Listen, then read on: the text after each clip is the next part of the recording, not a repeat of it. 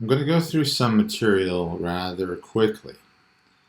And the reason I'm doing that, and the reason I'm extending my vowels, is to prepare for the next session.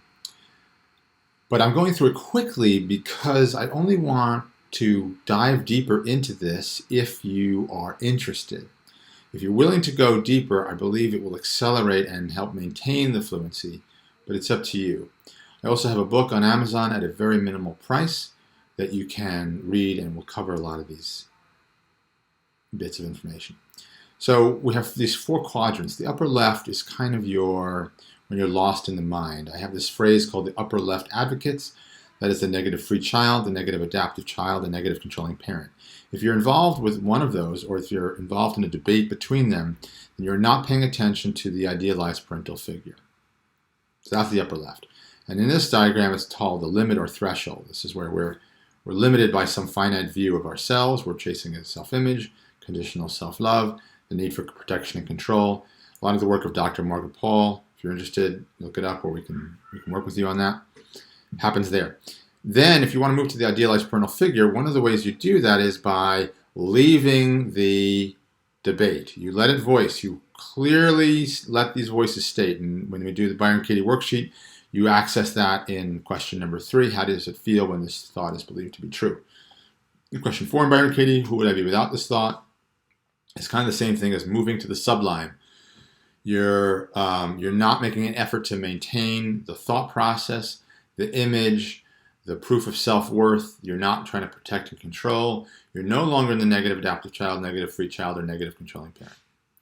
And ideally, you're going to move there in the middle of a thought stream. So in the middle of speaking, you're just going to automatically go there. You're going to trust that the words are going to be correct. And if you're noticing you're stuttering, it means, in my opinion, I can't prove this unless I have an MRI machine, you're spending too much time in the upper left. We know this, and our theory is based on this, because if you're maintaining a thought too long, you create tension, right? You're chasing after something. That's fight, flight, or freeze. But when you're willing to let something go, then you move into the upper right, and that's the sublime. The sublime also can be visited briefly in the lower left. That's when you're unwillingly and involuntarily ejected from the thought stream because you can't maintain the level of attention long enough. And so that is what happens, though, when you're in the lower left, is you immediately go back to the limit or the threshold. In the sublime, you're happy to stay. If you grasp onto it, you'll be kicked out. But if you're happy to stay and happy to go, you're just at peace. What we relate to the positive 9 Enneagram, then you're calming your limbic system. You're moving into the ventral vagal complex. And that's the work of Dr. Stephen Porges. And obviously, the Enneagram is back from the Sufis.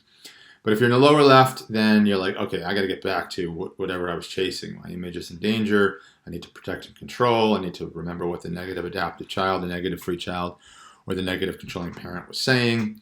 And that is the negative 3 Enneagram, right? And so if you're a type 6, which many people who stutter are, many people in general are, you go in times of stress down, and then you go back up to the mind, the upper left advocates.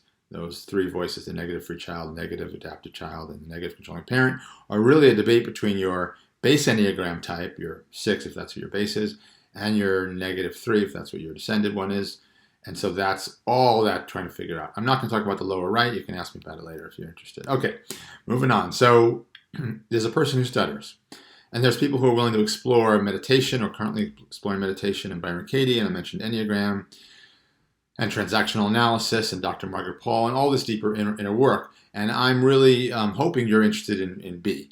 There may be some people who are just stuttering and they don't want to work on that. It's fine. I just don't think we'll have as good results. And there may be people who are in C and they are simply interested in exploring this for their own edification or to reduce stress.